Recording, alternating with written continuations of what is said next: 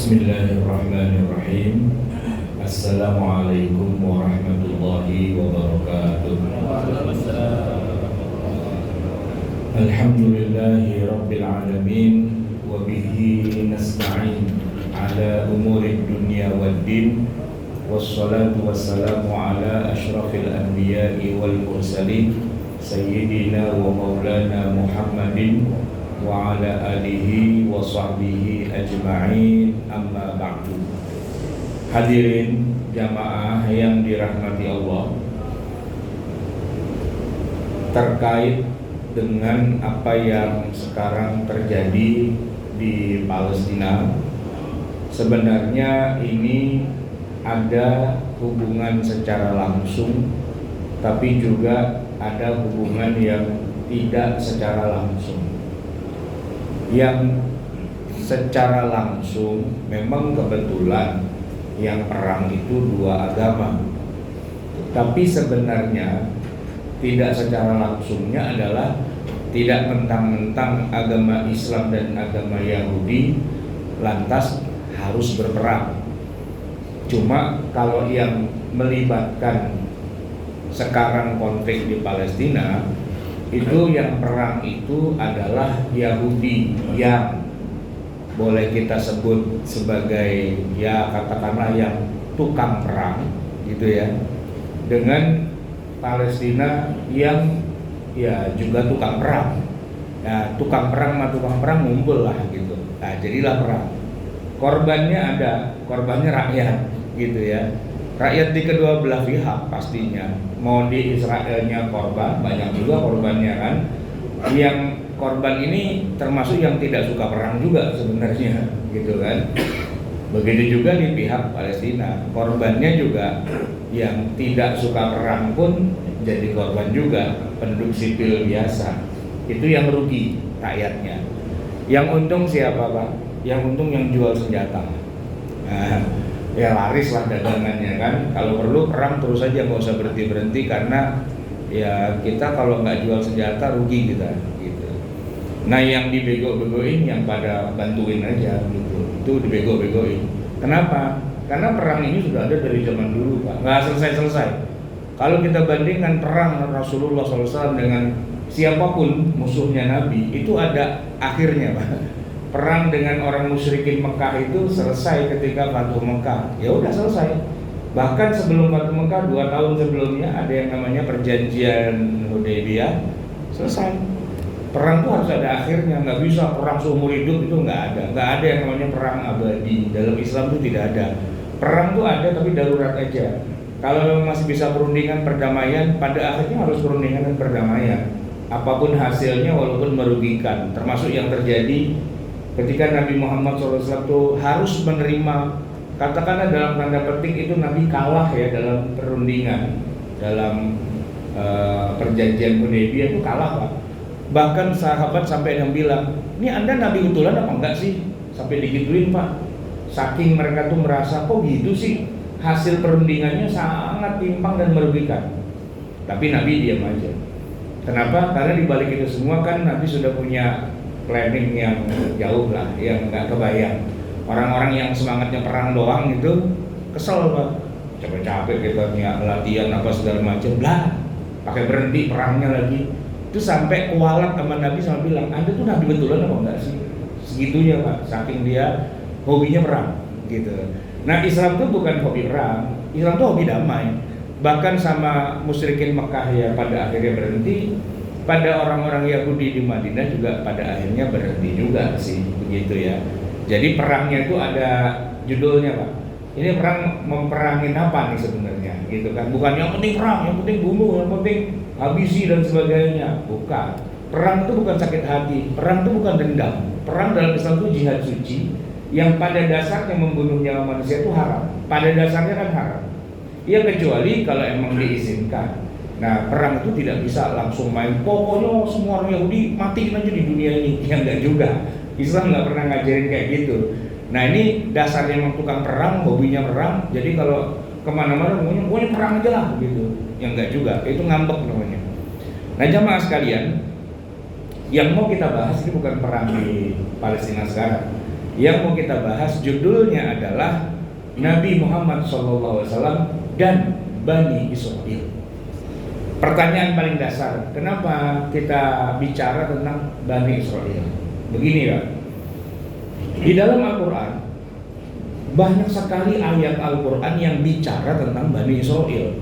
Sedikit-sedikit Bani Israel, sedikit-sedikit Bani Israel, sedikit-sedikit Bani Israel. Lah, bayangkan Pak, nabinya Nabi Bani Israel itu kan Nabi Musa ya. Bapak tahu nggak berapa kali Quran menyebut nama Nabi Musa dan berapa kali Quran menyebut nama Nabi Muhammad? Jomplang Pak, 137 kali Musa itu terulang-ulang dalam Al-Quran. Musa banyak banget Pak, nongol di Quran. Nama Muhammad ini yang nerima Quran nih Pak. Nama Muhammad yang nerima Quran cuma 4 Pak. Muhammadur Rasulullah wa ma Muhammadun illa Rasul. 2 lagi apa gitu ya. Pokoknya cuma 4 gitu Pak. Musa banyak banget. Ini cerita tentang Nabi Muhammad nih. Quran kan turun kepada Nabi Muhammad. Tapi kok Quran isinya Bani Israel melulu, ada apa? Kira-kira bisa dijawab nggak tuh Pak? Kira-kira kenapa Quran ngomongin Bani Israel melulu? Ada apa? Apa yang membuat Quran kok jadi keranjingan ngomongin Bani Israel? Nah gini Pak, ceritanya nih ya, ternyata memang paruh kedua dari kehidupan Nabi Muhammad sebagai Nabi, setelah beliau di Mekah 13 tahun lalu pindah ke Madinah, hijrah ke Madinah.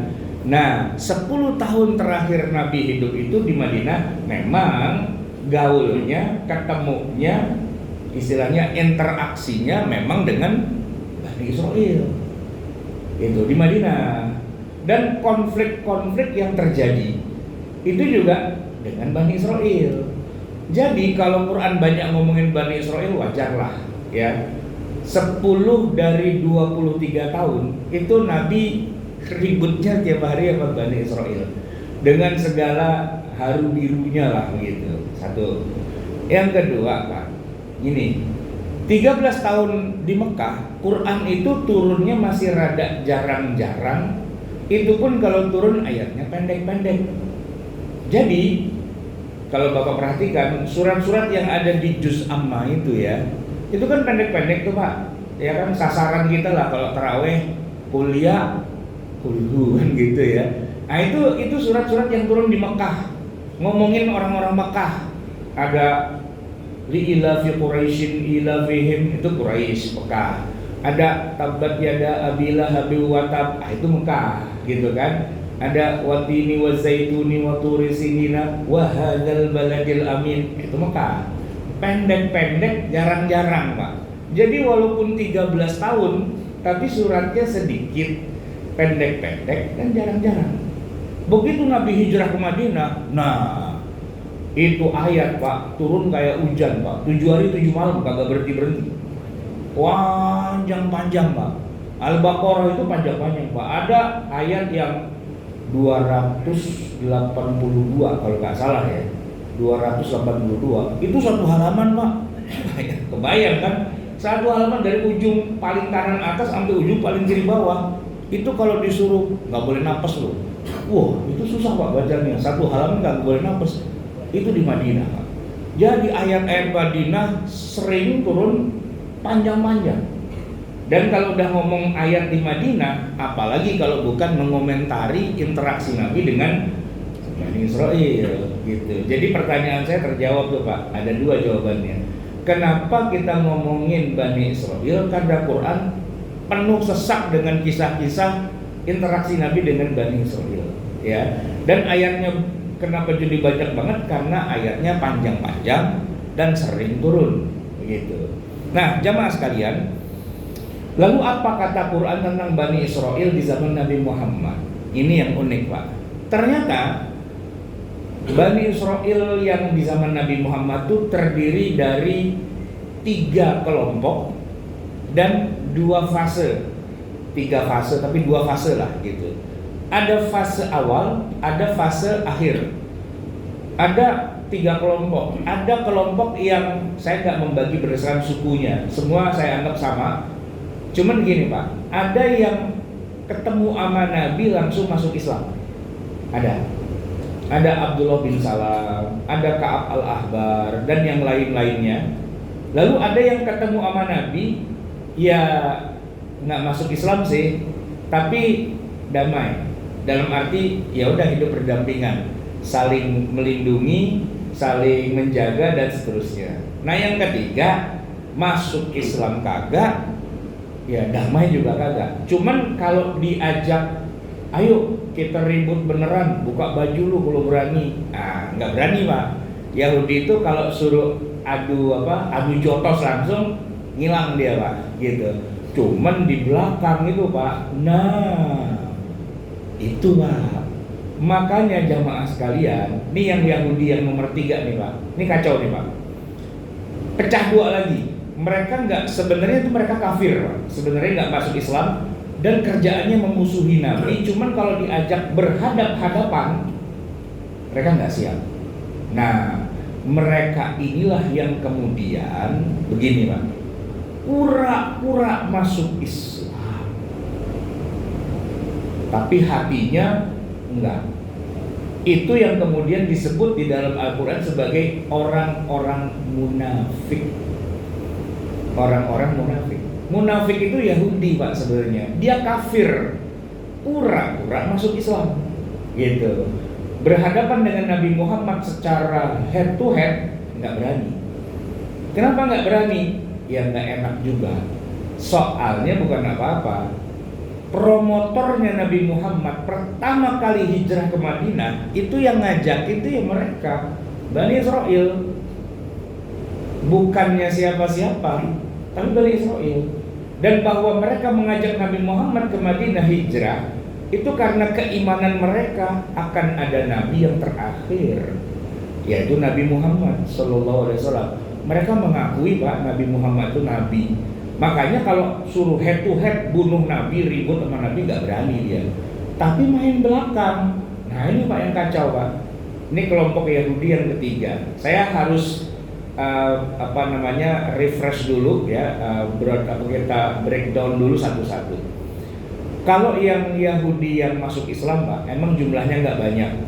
Ya, cuman berapa gelintir orang aja. Saya cari di buku-buku Sirah Nabawiyah, siapa sih di antara para sahabat ridwanullahi alaihim yang aslinya orang Yahudi? Saya cuma nemu nama tuh sekitar nggak sampai 10 lah gitu. Salah satunya istri Rasulullah, Sofia. Sofia tuh Bani Israel Pak, Yahudi dia, darah Yahudi. Dan di antara semua istri-istri Nabi yang paling sering dicengin itu dia Pak. Dan emang dia rada gimana ya? Rada manja-manja gitu loh Pak, cengeng juga dia gitu. Ngadu sama Nabi, dan Nabi bilang udah biarin aja, emang begitu tuh pada istri-istriku yang lain gitu. Dikata-katain Pak, Yahudi lu gitu Pak.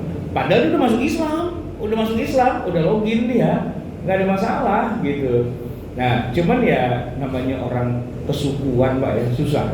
Bani Israel ya, bukan apa-apa sih. Kalau menurut riwayat emang Sofia ini ya darah Yahudi Pak. Arab tuh lewat, kecantikannya tuh lewat Arab itu Pak. Orang Israel Pak, cakep-cakep itu Pak, emang bener gitu. Iya, dari sono tuh emang kualitasnya beda lah sama Arab gitu yang kebakar sama matahari ya kan. Cakep banget gitu. Nah, jadi oleh Nabi dilindungi Sofia itu. Sebagiannya lagi itu ada Ka'ab al-Ahbar, ada lagi siapa? Abdullah bin Salam, dan beberapa orang yang lainnya saya lupa namanya, ntar saya searching ketemu. Nah peranan mereka ini penting Pak di dalam agama Islam kita di zaman sekarang atau zaman-zaman berikutnya, yaitu begini. Ketika Al-Quranul Karim, tadi kan saya bilang Quran banyak cerita tentang agama Yahudi kan, cerita tentang Musa, tentang Fir'aun, tentang apa dan sebagainya, tentang Nabi Yusuf Pak. Nabi Yusuf itu 100 ayat lebih. Berapa ayat? 128 ya. Sendirian Pak, dia doang isinya. Hah? 110 apa 111 ya. Pokoknya lebih dari 100 ayat Pak. Dia doang sendirian. Nabi Yusuf itu. Dan Nabi Yusuf itu orang Yahudi gitu. Anak dari seorang Yahudi yang bernama Nabi Yakub. Nah, Nabi Yakub itu nama lainnya adalah Israel. Bukan Israel Pak, Israel. Nah, Israel. Nah, Ini jadi unik Pak. Sekarang ini kan negara yang paling banyak dimusuhi orang sedunia kan Israel tuh ya. Tapi satu-satunya negara yang pakai nama nabi itu cuma dia doang Pak. Memang ada nabi Indonesia, nabi Malaysia, nabi Brunei, nabi Saudi aja nggak ada Pak. Nggak ada. Nabi Mesir itu nggak ada. Nama nabi yang jadi nama negara itu cuma satu Pak di dunia, Israel. Gitu. Nah itu nama lain dari Nabi Yakub alaihissalam. Yakub ini seorang nabi cucu dari Nabi Ibrahim alaihissalam lewat jalur Ishak. Kan Ibrahim punya anak dua tuh, Ismail, Ishak. Ishak punya anak Yakub. Yakub punya anak Yusuf. Nah si Yakub ini Pak, Jacob kalau orang Barat bilangnya, ya kan? Punya anak namanya Joseph, gitu. Nah bapaknya si Jacob ini namanya Ishak. Nah bapaknya lagi namanya Abraham, gitu. Itu Pak, nama-nama nabi semua loh itu. Dan orang Amerika kalau namanya Abraham atau Joseph, ya kan, atau Isaac atau Benjamin Franklin, Yahudi ya Pak. Kenapa? Itu nama nabi-nabi yang mereka banggakan itu, gitu. Terus nanti ada nabi siapa lagi? Sulaiman, Solomon, gitu ya. David, Nabi Daud, gitu. Itu nama-nama nabi itu Pak, itu nama-nama orang Yahudi sebenarnya. Atau dibalik, nama orang Yahudi itu nama nabi. Kenapa? Emang nabinya Yahudi. Makanya di dalam Al-Quran tuh Pak, kalau kita baca Al-Baqarah di awal-awal sekali, dibacakan begini Pak. Ya Bani Israil adhkuru ni'mati allati an'amtu alaikum. Wahai Bani Israel, ingatlah nikmat-nikmat yang telah aku berikan kepadamu, ya. Wa anni faddaltukum 'alal 'alamin. Dan ingatlah aku melebihkan kamu dari semua bangsa yang lain. Unggul, bangsa yang paling unggul karena paling banyak nabinya. Dan hampir semua nabi yang ada di Quran, nama-namanya itu nama-nama khas Yahudi. Nama-nama Yahudi Pak. Termasuk Nabi Isa itu ya, Jesus gitu masih keturunan Yahudi juga itu. Ya kan? Ada lagi nanti Yahya, ya kan? Kemudian ada Nabi Joshua, gitu. Yusha, dalam bahasa Arabnya Yusha. Kalau dalam bahasa Hollywoodnya jadi Joshua. Joshua Saherman itu nama nabi itu Pak. Ya kan? Pernah dengar nggak nama bintang film namanya Rachel? Ya kan? Itu nama siapa? Nama ibunya Nabi Yusuf, Rachel, gitu. Nama istrinya Nabi Musa, Zipporah, gitu. Nah itu Pak, itu nama-nama Yahudi itu kita ketemu di mana? Ketemunya di tafsir Quran. Ketika Quran cerita tentang Nabi Musa lagi dibantuin sama mertuanya. Siapa mertuanya Nabi Musa Pak? Mertuanya Syuaib kan? Nabi Syuaib. Itu kan Syuaib itu orang Yahudi juga, Musa juga Yahudi juga, gitu. Jadi mereka tuh sesama Yahudi saling tolong lah, begitu kan? Itu nama-nama itu, keluar nama istrinya Musa namanya Zipporah, keluar nama adiknya Nabi Yusuf namanya Benjamin, gitu ya. Itu dari mana? Orang Arab taunya. Orang Arab para sahabat Nabi yang orang Mekah, orang Madinah asli Pak nggak kenal nama-nama itu. Tahu dari mana nama itu? Ya dari sahabat Nabi yang basicnya dia dari Yahudi. Jadi ketika dia masuk Islam, turun Quran, langsung yes. Kenapa? Itu mah legenda agama saya itu, gitu Pak. Kayak orang Betawi diceritain si Pitung, lah itu mah saudara saya itu, gitu Pak. Masih encing saya juga itu, gitu. Nyambung dia begitu diceritain. Nah kalau orang Jawa Pak diceritain si Pitung bingung, Pitung siapa Pitung? Bingung gitu kan. Tapi kalau dia memang orang Betawi, diceritain legenda-legenda Betawi, nyambung dia. Oh masih saudara tuh, ya kan? Masih ada misanan, masih ponakan, gitu. Jadi orang Yahudi ketika dia masuk Islam, ya, dia memperkaya khazanah tafsir Al-Quran. Masuklah yang disebut dengan riwayat Israiliyat. Karena apa? Karena penjelasannya dari para sahabat Nabi yang tadinya dia Bani Israel, ya memang masih Bani Israel sih, cuman agamanya udah Islam. Gitu. Nah, cuman kan kadang-kadang suka begini Pak, namanya juga legenda rakyat, ya. Saya mau nanya Pak, Bang Pitung itu kuburannya di Marunda apa di mana? Kalau rumahnya iya, tapi kalau kuburannya di mana, Pak? Ini yang Betawi saya tanya yang benar ya. Pitung tuh kuburannya di mana? Ada yang bilang di sono, ada yang bilang di sono, di sono gitu kan? Nah, jadi bahwa kemudian cerita tentang nabi-nabi mereka itu diriwayatkan oleh para sahabat yang Yahudi masuk Islam, kalau ada beda-bedanya ya begitulah. Ya sama Pak, saya mau nanya, emang benar katanya Wali Songo, Jaka Tingkir atau katakanlah siapa Raden yang wayang-wayang tuh Sunan apa? Sunan Kalijaga. Emang benar dia bertapak berhari-hari kagak sholat gitu. Emang dia bisa nunjuk buah aren jadi emas? Beneran emang tuh. Nah, itu kan cerita rakyat kan, legendanya. Antara cerita yang berkembang di tengah rakyat dengan yang betul-betul sejarah belum tentu sama. Makanya dulu kalau film nasional ceritanya tentang Wali Songo, Pak, Raden siapa yang jadi filmnya film silat, Pak, gitu. Jadi jago silat pada gitu kan, minimal punya ilmu kanuragan gitu. Ini wali ya Pak, jagoan silat yang main John Trudy sama Arven Bangun gitu. Karena film laga tapi dipaksa masuk ke film itu Pak, ke film sejarah. Ini ngaco gitu Pak. Nah kayak gitulah kira-kira. Orang-orang Yahudi ini masuk Islam, lalu dia cerita termasuk yang hayal-hayalnya ya kecatat juga akhirnya Pak. Yang mitos-mitosnya kecatat juga gitu Pak. Sama lah, saya punya guru ngaji ya kan cerita tuh. Guru aneh tuh dulu waktu ditangkap sama Belanda di penjara Cipinang bisa jalan dia di atas air. Wow gitu. Emang benar, ya tahu ceritanya begitu katanya, bisa jalan di atas air gitu. Masuk guru ngaji saya nih Pak di Peduretan itu, wah itu ada ilmunya Pak. Ada orang nyolong mangga, dia punya mangga, dicolong gitu Pak. Itu malingnya Pak, keder Pak, muter-muter itu sampai subuh gitu. Dia habis nyolong, nggak bisa pulang katanya. Perasaan coba jauh banget, kok balik lagi ke sini lagi. Kena itu Pak, kena aji ilmu keder gitu Pak. Makanya disitu disebut gang keder katanya. Maling pulang keder Pak, sampai subuh dia minta maaf gitu. Terus ya udah lo jangan maling lagi lah ya, pulang Pak. Padahal deket rumahnya sebenarnya cuma dikena setan keder aja begitu. Nah itu kan mitos-mitos kayak gitu pasti ada Pak dalam legenda masyarakat. Yahudi gitu juga Pak.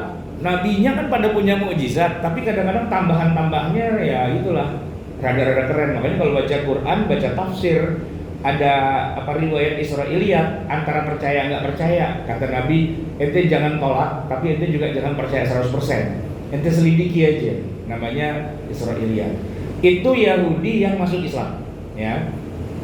Nah, ada Yahudi yang kedua di masa Nabi, Bani Israel. Dia nggak masuk Islam, tapi dia loyal kepada Nabi Muhammad. Dalam arti tidak mau memusuhi. Tapi ini juga nggak terlalu banyak Pak jumlahnya. Dia masih punya hati nurani, gitu. Kan dia Nabi, gitu. Biar dong. Kan kita angkat dia jadi pemimpin kita, taati dong. Jadi gini Pak, Nabi Muhammad kan hijrah. Begitu hijrah di Madinah, perjanjian itu yang pertama kali dibuat itu kan namanya Piagam Madinah. Itu Pak diteken barang-barang Nabi sama Yahudi di Madinah.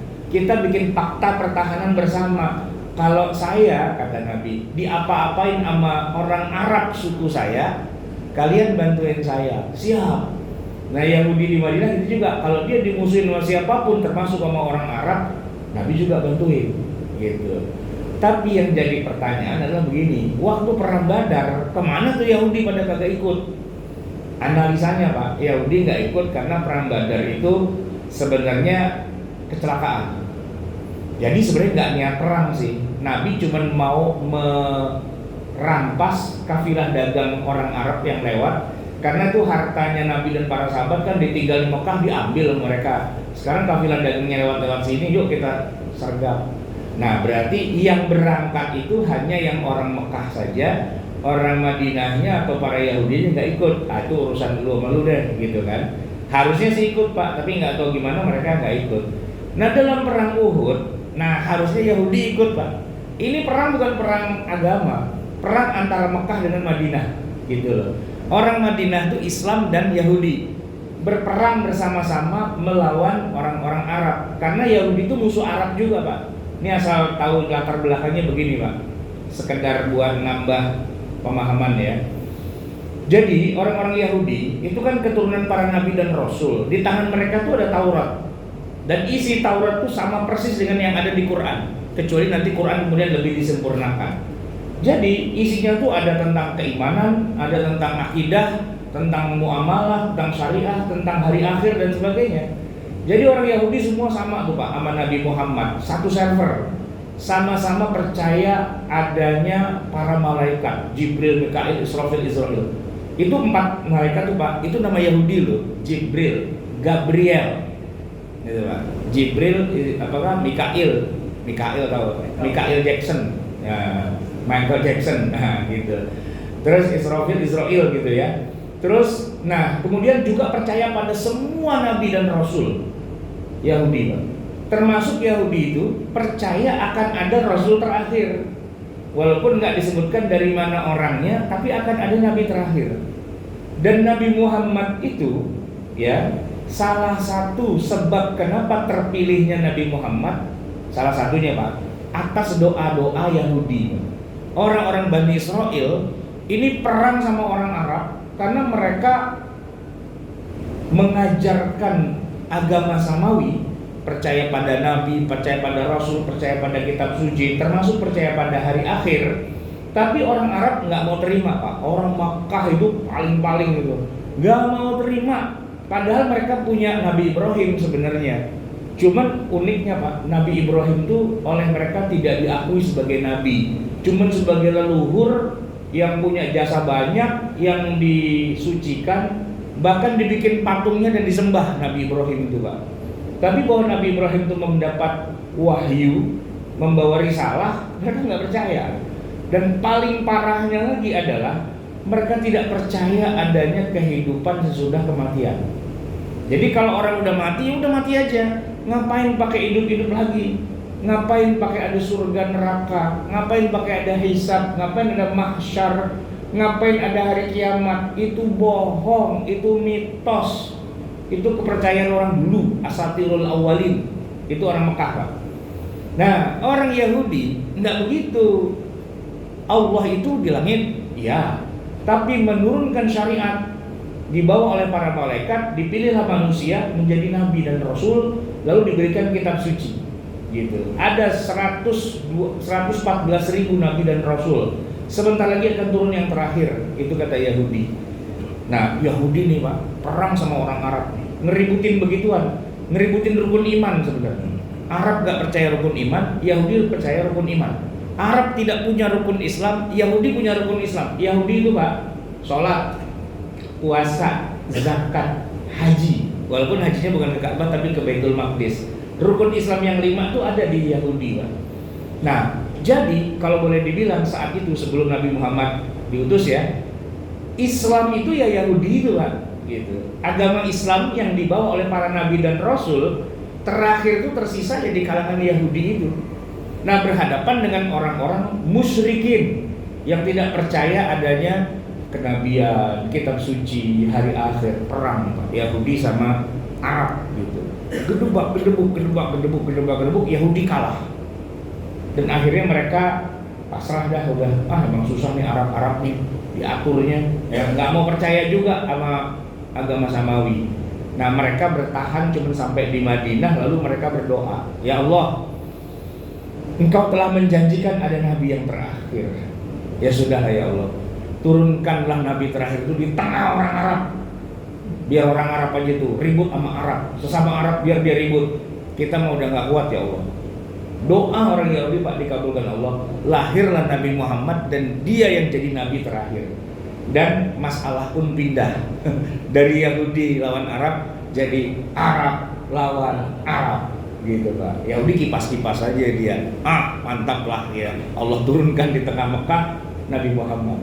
Yang kasihan Nabi Muhammadnya Pak, habis Pak dia sampai ujung-ujungnya hijrah tuh karena apa? Ya karena Nabi Muhammad dikatain gila, dikatain penyair, dikatain macam-macam lah gitu. Mana ada orang udah mati hidup lagi, nggak punya otak.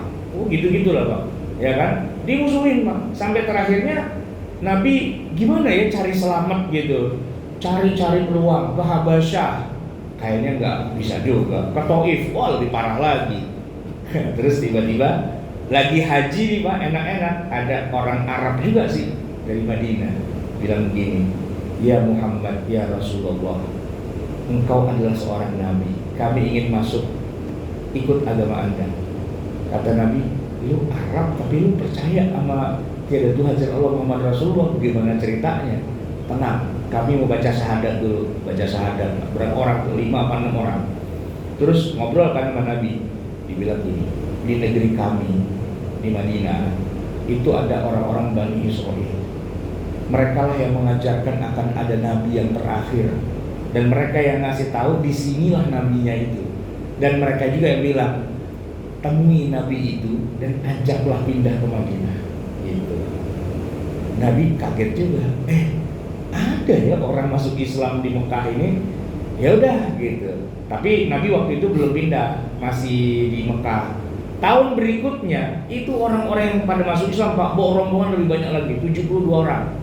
Ada 12 kepala suku yang masuk Islam di Madinah, ya, dan mereka menyatakan 2 kalimat syahadat, dan lebih resmi lagi mengatakan, ya Rasulullah, ayolah kita berangkat.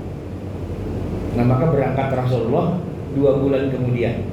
Itu kan haji itu Pak, ya, haji. Nah begitu masuk Muharram, Rabiul Awal, Muharram, Safar, Rabiul Awal, 12 Rabiul Awal Nabi menjejakkan kaki di Madinah. Yang nyambut Pak bukan cuman yang Muslim aja, yang Yahudi marhaban juga. Kenapa? Nih Nabi yang udah kita janjikan dari dulu, nih dia orangnya nih, gitu. Disambut Pak. Dan langsung duduk bareng. Nabi Muhammad ada 3 tuh Pak. Bangun masjid, mempersaudarakan Muhajirin Ansor, dan bikin piagam Madinah. Bikin masjid ada hubungannya dengan Yahudi. Kenapa? Ternyata Masjid Nabawi yang dibangun oleh Nabi saat itu Pak, kiblatnya tuh ke Baitul Maqdis, bukan ke Mekah. Dan Yahudi, tuh lihat, ini Nabi yang terakhir. Benar, ke sana ke Baitul Maqdis, sesuai dengan agama kita, gitu. Sholatnya Nabi Muhammad Pak, ternyata ini Nabi terakhir dari Allah ya. Ternyata sejak awal Nabi Muhammad disuruh sholat, itu dari awal sudah menghadap Baitul Maqdis. 13 tahun pertama dakwah Nabi di Mekah itu, termasuk kenapa dinyek sama orang-orang Mekah, lu apa-apaan lu orang Mekah, orang Arab, bukan ngambil kiblat, malah Baitul Maqdis, gitu kan.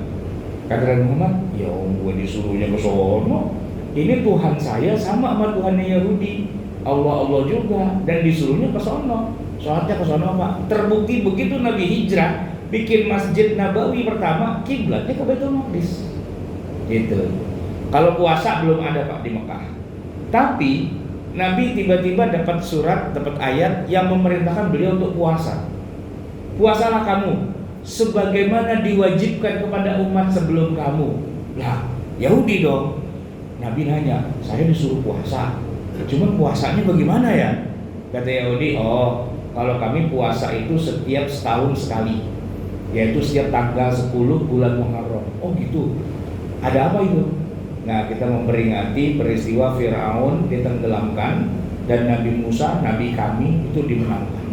Jadi sejak itulah Nabi Musa kemudian setiap tahunnya tanggal 10 Muharram puasa. Kalau Nabi SAW menjawab, oke, deal, saya juga ikut puasa lah. Kenapa? Karena disuruh Allah ikut puasanya orang Yahudi Pak. Kiblatnya kiblat Yahudi, puasanya puasa Yahudi. Dan ketika bikin piagam Madinah disepakati, Nabi Muhammad lah yang menjadi pemimpin di Madinah. Des itu otomatis kalau ada masalah-masalah hukum, yang jadi hakimnya adalah Nabi Muhammad. Bahkan walaupun yang punya masalah kasus orang Yahudi. Nah, sebagai Nabi yang memimpin pengadilan, ya kan, kadang-kadang Pak ada masalah yang di Quran tuh belum ada ayatnya turun, tentang bagaimana merajam pezina, tentang bagaimana kisos, tentang bagaimana memotong tangan pencuri, itu ayat Quran belum turun. Nah padahal di Taurat ada. Nah Taurat itu kan firman Allah juga, yang lewat jalur Nabi Musa, tapi itu perintah Allah, gitu. Cuman masalahnya Pak, Nabi Muhammad kan orang Arab, dia nggak pernah belajar bahasa Ibrani. Taurat itu bahasa Ibrani karena turunnya pada Nabi Musa. Musa itu orang Yahudi, bahasanya Ibrani. Nah, jadi lucu Pak, hakimnya nggak bisa baca KUHP, nggak bisa baca kitab undang-undang hukum pidana yaitu Taurat, karena hakimnya ummi, tidak bisa baca, tidak bisa tulis, bukan baca Arab tapi baca Ibrani. Nabi Muhammad itu tidak bisa baca Ibrani, Pak. Nah, turunlah ayat Quran, bunyinya begini, Pak.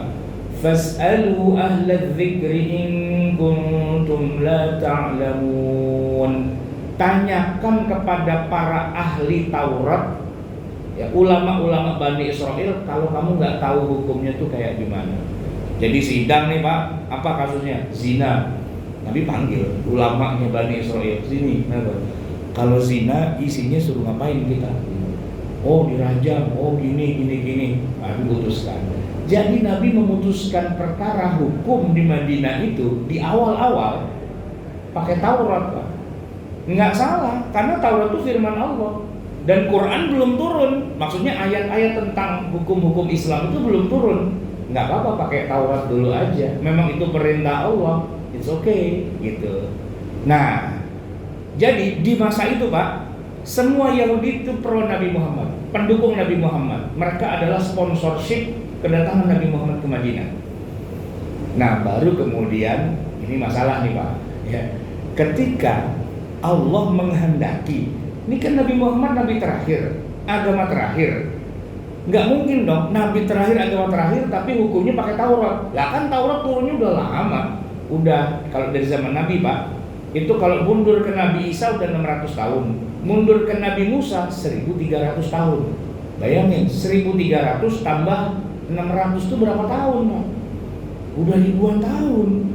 Masa nabinya terakhir tapi KUHP-nya jangan Belanda? Kan nggak mungkin dong, ya kan? Nah, maka Allah turunkanlah di Quran itu sedikit demi sedikit, ya, hukum-hukum yang terupdate, yang paling baru.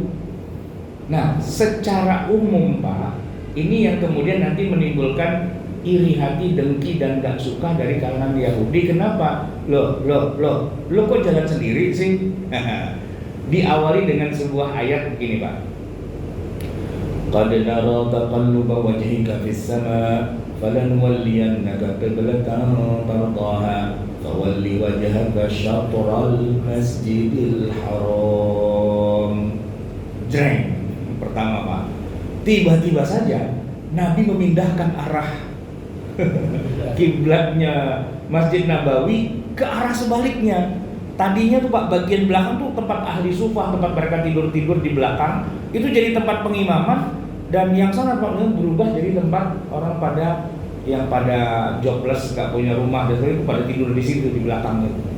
Yahudi lihat, Pak, kenapa dia balik kanan ya? Gitu, bingung.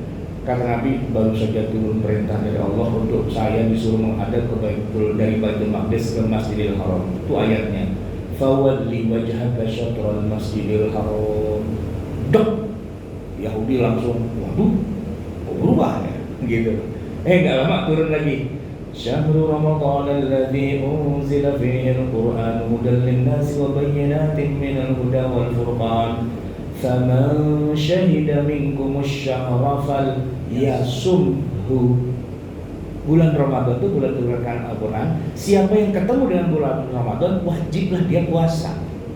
Nabi, Pak, puasanya sekarang Ramadan, Pak. Walaupun yang 10 Muharram itu Nabi tetap masih puasa sih. Cuman ada puasa yang baru nih, yang baru turun. Itu tahun kedua Hijriah. Yahudi semakin kesal. Ya, dia bikin agama baru gitu. Bukan bikin agama baru, memang Allah maunya yang terbaru gitu kan, karena ini yang paling update gitu. Cuman Yahudinya masih belum terima tuh, Pak. Lama-lama turun, makin banyak dan makin nggak sesuai dengan apa yang ada di Taurat, Pak. Kacau nih, Pak. Sholat kan wajib wudu, Yahudi tuh wajib wudu juga sholatnya, Pak. Cuman kalau nggak ada air, ya udah nggak sholat. Karena nggak sholat, ya dibakar masuk neraka, gitu aja. Nah, dalam Islam kalau nggak ada air, ayatnya bunyi, Pak, ya kan? Falam tajidu ma'an fatayammamu sa'idan thayyiba. Oh, boleh berwudu nggak usah pakai air, pakai tanah gitu kan? Maka tayamumlah Nabi dan para sahabat, ya kan? Wah, makin kamu Yahudi. Lah, baru lagi nih, gitu kan. Orang wudhu pakai air, dia pakai tanah, gitu. Itu ayat Quran. Dan lebih parah lagi, walaupun Nabi Muhammad punya Masjid Nabawi, tapi sebagai Muslim, Allah telah menjadikan seluruh permukaan bumi itu adalah masjid. Paling utama sholat di masjid. Tapi kalaupun nggak bisa di masjid, di seluruh tanah itu bisa.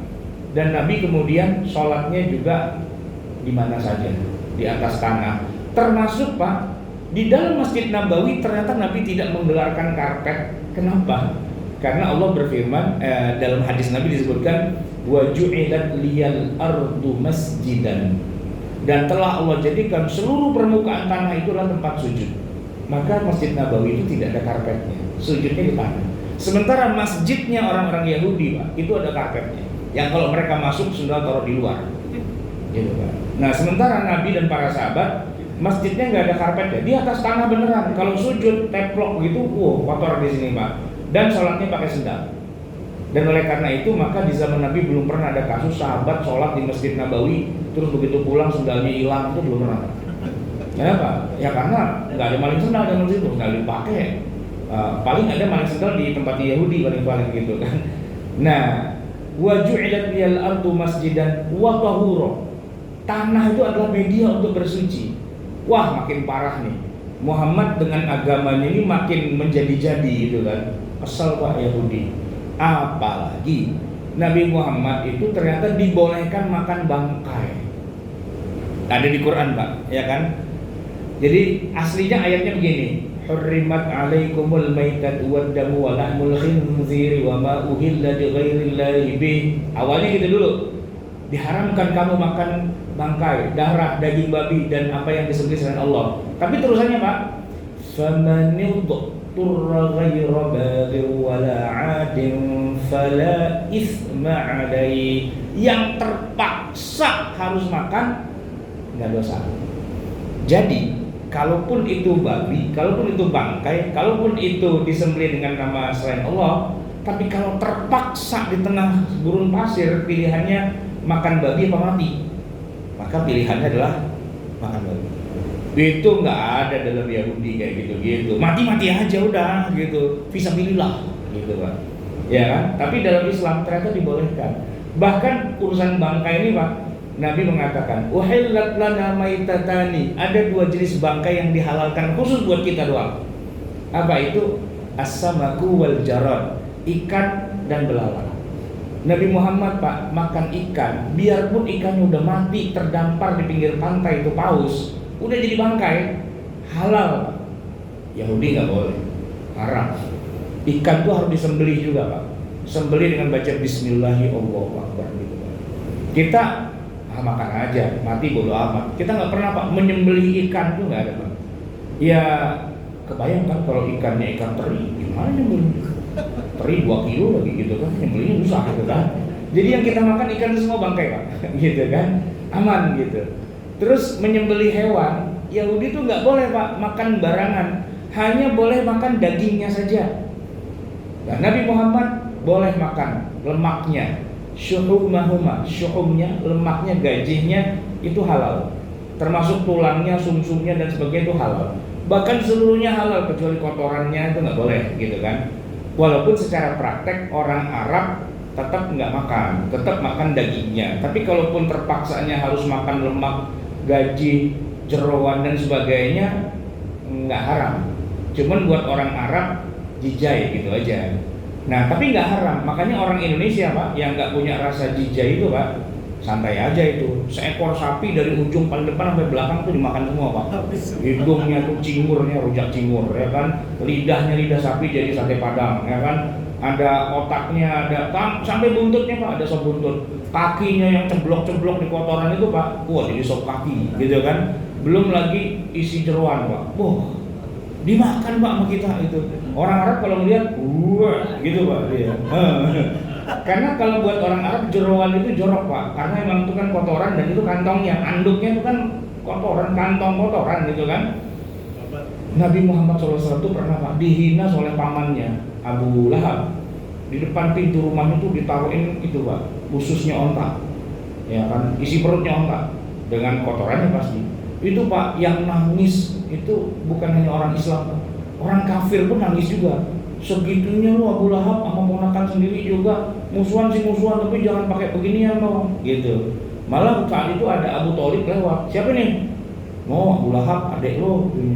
Abu Lahab sini, bersihin nggak? Suruh bersihin Pak. Abu Lahab lama-lama mikir juga, iya juga gua kemangkatan juga ya, diangkutin lagi Pak tuh, gitu kan. Tapi itu orang Arab.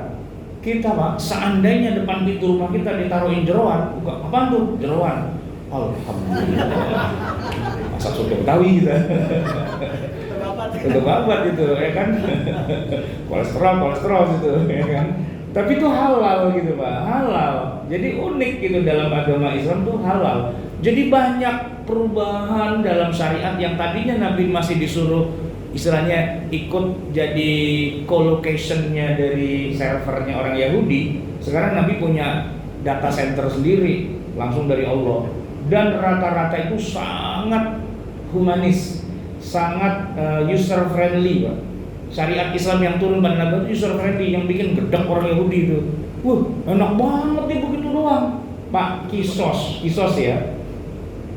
Di agama Yahudi itu ada kisos. Kita tuh awalnya ikut kisos Yahudi yang katanya nyawa dibayar nyawa, ya kan gitu Pak. Mata dibayar mata, telinga bayar telinga, hidung bayar telinga. Semua juruh luka-luka itu kan harus dibayar luka-luka. Begitu kaku di dalam agama Yahudi. Begitu turun, ya kan? Kutiba alaikumul qisasu fil qatla, al-hurru bil hurri wal 'abdu bil 'abdi wal unsa bil unsa. Nah, Pak, terusan ini Pak. فَمَنْ عُفِيَ لَهُ مِنْ أَخِيهِ شَيْءٌ فَاتِّبَاعٌ بِالْمَعْرُوفِ وَأَدَاءٌ إِلَيْهِ بِإِحْسَانٍ. Siapa yang mendapatkan permaafan dari keluarga korban, walaupun korbannya mati, tapi kalau keluarganya ikhlas, tidak usah dijalankan kisos, aman. Tergantung antar keluarga bilang, bayar lo gitu. Ya kalau bayar, tapi kan nyawa aman Pak. Kisos dalam Islam ada, tapi kalau nego dan berhasil Pak, aman itu. Dulu ada TKI kita di Saudi itu Pak, yang hampir dipenggal kepalanya gara-gara dia bunuh majikan Pak. Ya entah gimana, pokoknya divonis dia harus dipenggal karena dia bunuh. Cuman waktu itu diupayakan untuk menego pihak keluarga. Berhasil Pak negonya setengah. Kata keluarga, oke kamu gak beli kisos, tapi lu bayar 5M. Pembantu rumah tangga suruh bayar 5M Pak, majret dia kan. Mati juga di ujung-ujungnya. Tapi berita itu menyebar di Indonesia. Waktu itu masih awal-awal ada Facebook kalau nggak salah itu Pak. Penggalangan dana Pak nasional membela TKI kita yang nyawanya hampir melayang di sana. 5M terkumpul Pak. Dibawa tuh duit 5M ke Saudi, dikasih kepada si Darsem apa siapa gitu namanya kan. Begitu dia terima kasih banyak, saya jadi aman gini-gini. Begitu dia mau bayarin, datang berita dari keluarga sana, nggak usah bayar, kita udah ikhlas. Nah ini duit gimana dong? Nggak usah. Kaya raya Pak Darsem itu, kaya raya dia mewah, aturan mati jadi kaya raya itu Pak gitu. Itu Yahudi kalau lihat kisah itu, gitu doang. Kalau kita udah mati tuh gitu kan. Di sini Pak peraturannya bisa sangat dinego senego-negonya. Dan itu ada di Quran semua. Makanya Yahudi kesel banget. Dan akhirnya itu tadi Pak, ada yang dia udah nggak masuk Islam, terus dia main belakang gitu, bikin pengkhianatan dan sebagainya. Lalu ada yang berperan sebagai orang munafik juga, ya di depan Nabi, nasyhadu annaka ya Rasulullah, wallahu ya'lamu annahu la Rasulullah wa Allahu ya'lamu innal munafiqina lakadzibun. Nah gitu. Jadi Pak, akhirnya Allah turunkan sebuah ayat yang kita udah sering dengar, walan tarda 'ankal yahudu walan nasara hatta tattabi'a millatahum. Jadi Yahudi bikin ulah mulu gara-gara kamu wahai Muhammad udah meninggalkan agama yang tadinya kamu ikuti dari mereka. Salat Baitul Maqdis pindah ke Mekah, puasa sebelum Muharram jadi Ramadan gitu. Apa tuh semua udah pada pindah. Kesel Yahudinya. Maka nggak sukanya orang Yahudi pada Nabi Muhammad gara-gara Nabi Muhammad udah mengubah agamanya. Kata Nabi, lah bukan saya yang mindahin agama ini, ya kan Allah begitu kan. Kesel Yahudi, tapi sama Allah mereka nggak berani. Akhirnya kesalnya sama Jibril. Nih gara-gara Jibril nih nurunin wahyu mulu, gitu kan. Iya, ada tuh Pak ayatnya, gimana Jibril itu kemudian dimusuhin sama orang-orang Mekah atau orang Yahudi itu. Ada ayat gini, "Man kana aduwwan li Jibril fa innahu nazzalahu ala qalbika biidznillah." Siapa yang bermusuhan sama Jibril? Saya waktu awal baca ayat itu bingung, Pak. Siapa yang bermusuhan sama Jibril? Oh, ternyata Yahudi. Dia kesel Nabi Muhammad ganti agama gitu kan. Dia bukan kesel sama Nabi Muhammad, dia kesel sama Jibril. Kalau Jibril nih gara-gara ini yang nurun wahyu gitu. Kata Nabi, lu jangan kesel sama Jibril, no, kesel sama Allah gitu. Akhirnya mereka kesel juga sama Allah, Pak. Gimana sih ini Allah bisa ngatur agama nggak sih? Gitu, Pak. Nah, jadi Yahudi terkenal dengan sikap ogahnya mereka ikut update terbaru dari syariat yang Allah turunkan. Dan mereka merasa lebih nyaman dengan update yang lama, yang udah 1300 tambah 600, 1900 tahun sebelumnya gitu. Dan itu sebenarnya tidak manusiawi, Pak. Sangat tidak manusiawi. Bayangin, Pak, hari Sabat, hari Sabtu kan hari ibadah mereka, Pak. Dari sejak matahari terbit sampai matahari terbenam nggak boleh keluar dari rumah ibadah, ngejinggreng aja di situ, Pak. Iya, nggak boleh, Pak. Dan itu ada ceritanya. Dulu zaman kapan tahu tuh, ada orang Yahudi yang hari Sabtu nyari ikan. Sebenarnya sih nggak nyari ikan banget, Pak. Orang dia masang jerat doang, itu pun di hari Jumat sore, Pak. Pasang perangkap ikan. Sabtu mah tetap ke masjid, ke rumah ibadahnya dia. Ngambilnya udah hari Minggu, Pak. Kan nggak melanggar. Hadir dia, Pak, fisiknya. Cuma pikiran, wah ikan dapat belum gitu kan. Jadi monyet, Pak, tuh langsung pada kuno kerodatan khasiin. Galak banget Allah tuh kalau sama orang Yahudi itu, Pak. Langsung pada jadi monyet, 3 hari mati semua. Kan serem gitu, Pak. Nah, umat Nabi Muhammad coba bandingkan hari Jumat, Pak. Ayatnya, ya ayyuhalladzina amanu idza nudiya lis-shalati min yaumil jumu'ah. Orang beriman, kalau azan sudah dikumandangkan. Kalau udah dikumandangkan, Pak, ya, fas'au ila dzikrillah, datanglah kamu sholat Jumat. Terus ayat berikutnya, fa idza qudiyatis shalah. Kalau salat sudah ditunaikan, fantashiru fil ardi, bertebaranlah kamu di muka bumi. Wabtaghu min fadlillah, cari karunia Allah. Kerja lagi, dagang lagi, bisnis lagi di hari Jumat. Cuman 1 jam doang yang harus datang ke masjid. Sisanya Jumat itu adalah hari kerja, hari dagang, hari bisnis.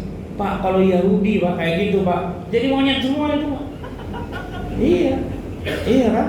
Ya, makanya Yahudi paling takut udah hari Sabat, oh nggak bisa, kita libur. Makanya disebut holiday, hari libur, hari suci sebenarnya itu aslinya gitu. Nah, kita nggak begitu, Pak. Jadi Nabi Muhammad bahkan mendoakan minta sama Allah, ya Allah, kalau ada umatku yang masih kafir dikit gitu ya, biarin aja lah, jangan diseksa gitu.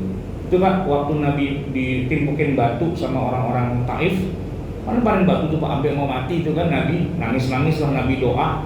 Itu kan yang gregetan kan malaikat. Jibril turun. Ya Rasulullah, izinkan kami bertinggal. Ini udah kebangetan. Nabi-nabi terdahulu udah kayak gini nih, udah kita terbalikin negerinya. Nah, ini mumpung nih katanya, ya kan? Udah lama nih kita nggak olahraga.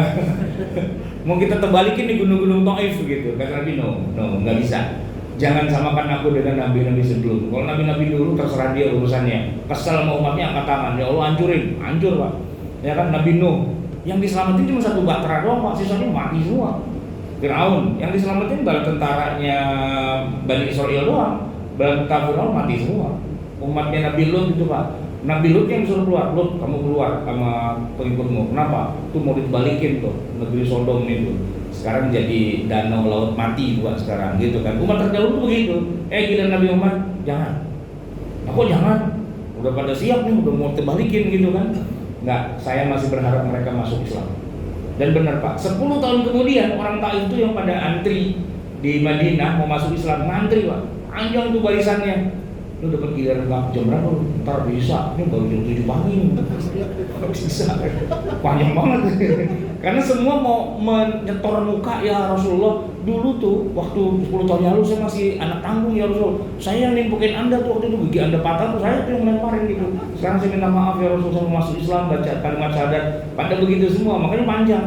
Itu turun ayat, idza jaa nasrullahi wal fath wa ra'aitan nasa yadkhuluna fi dinillahi afwaja. Ngantri mau masuk Islam itu, Pak. Itu hanya Rasulullah. Makanya Pak, sampai hari ini coba deh, orang Islam sedunia itu berapa jumlahnya? Yang kafir berapa?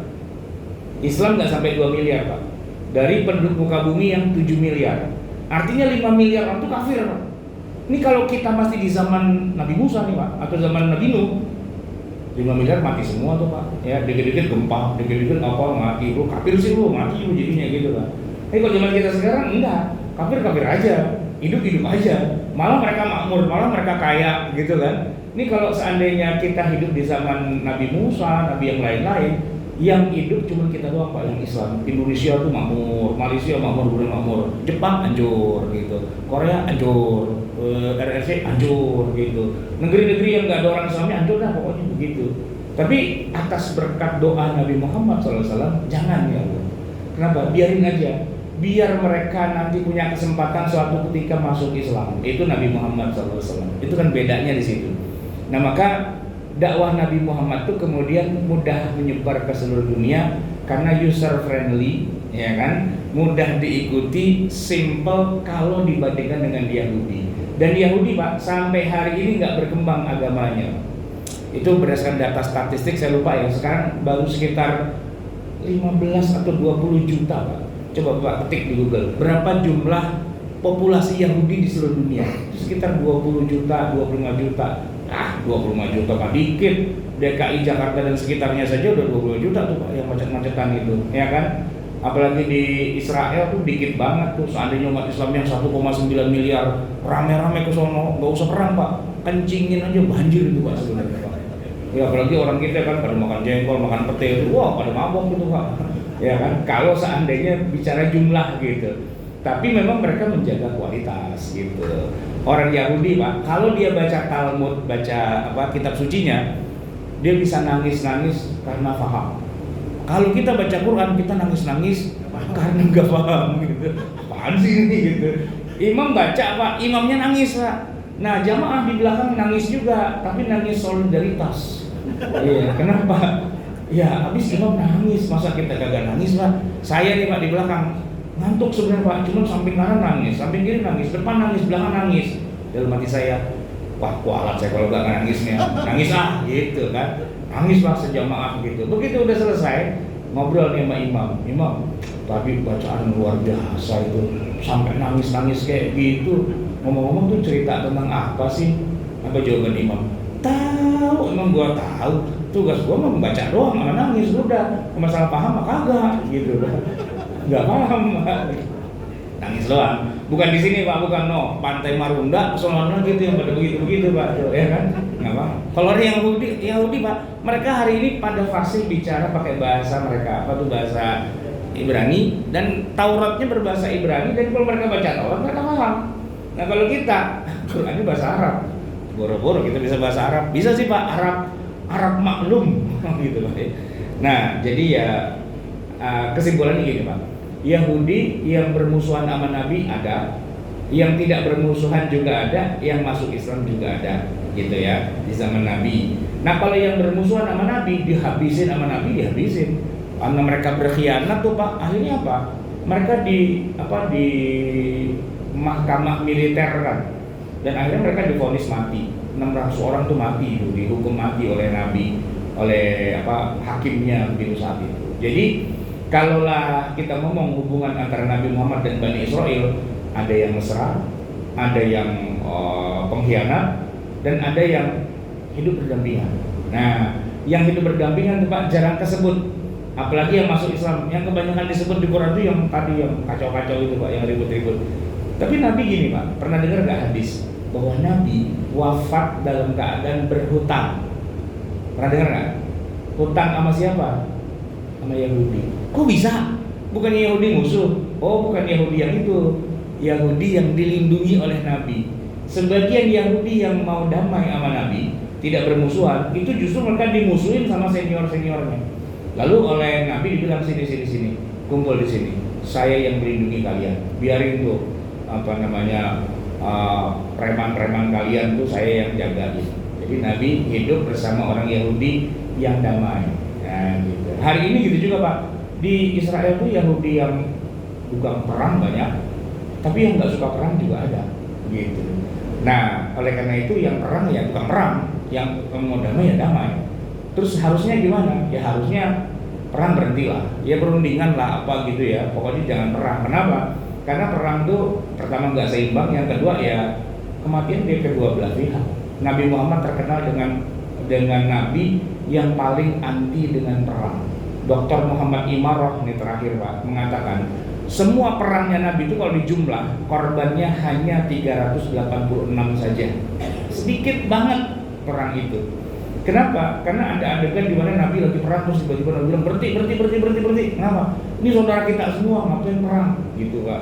Ada ya kayak gitu. Nah maka harusnya perang dihentikan. Ya udah perundingan gimana lah secara jalan yang seadil-adilnya. Sebab perang itu hanya akan melahirkan korban di sana sini dan duka rala. Kita nggak tahan melihat suasana kayak gitu Pak. Bukan hanya di kalangan Palestinanya, di kalangan Israelnya juga hancur juga Pak. Karena nggak selesai itu. Mau sampai kapan? Mau mati dua-duanya apa gimana? Kalau emang mau mati dua-duanya kita biarin aja pada mati semua. Lama-lama kan yang perang habis dan damai gitu. Apa mau begitu kan enggak?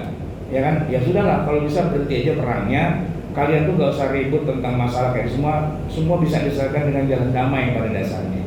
Tapi teman saya Ustadz juga bilang nggak bisa, pokoknya harus perang. Nah sudah, kita beda nih, ya kan? Dari awal saya bilang kita beda. Kenapa? Kalau Nabi perang pakai henti, nggak yang perang terus. Tapi kalau yang doyannya perang, ya memang dia maunya perang dulu, selesai udah urusan. Baik jemaah sekalian, udah lewat jam 1, kita tutup sama-sama dengan doa. Bismillahirrahmanirrahim. Alhamdulillahirabbil alamin, hamdan yuwafi ni'amahu wa yukafi mazidah. Ya Rabbana lakal hamdu wa lakal syukru kama yanbaghi li jalali wajhika wa li 'azimi sultanik. Allahumma shalli wa sallim wa barik ala sayyidina Muhammadin wa ala ali sayyidina Muhammad. Rabbana zalamna anfusana wa in lam taghfir lana wa tarhamna lanakunanna minal khasirin. Rabbana amanna bima anzalta wa taba'na ar-rasula faktubna ma'asy syahidin. Rabbana la tuzigh qulubana ba'da idh hadaytana wa hab lana min ladunka rahmatan innaka antal wahhab. Rabbana atina fid dunya hasanah wa fil akhirati hasanah wa qina adzabannar. Sallallahu alaihi wasallam Muhammadin wa ala alihi wasallam. Subhana rabbika rabbil izzati amma yasifun wa salamun alal mursalin walhamdulillahi rabbil alamin. Assalamualaikum warahmatullahi wabarakatuh.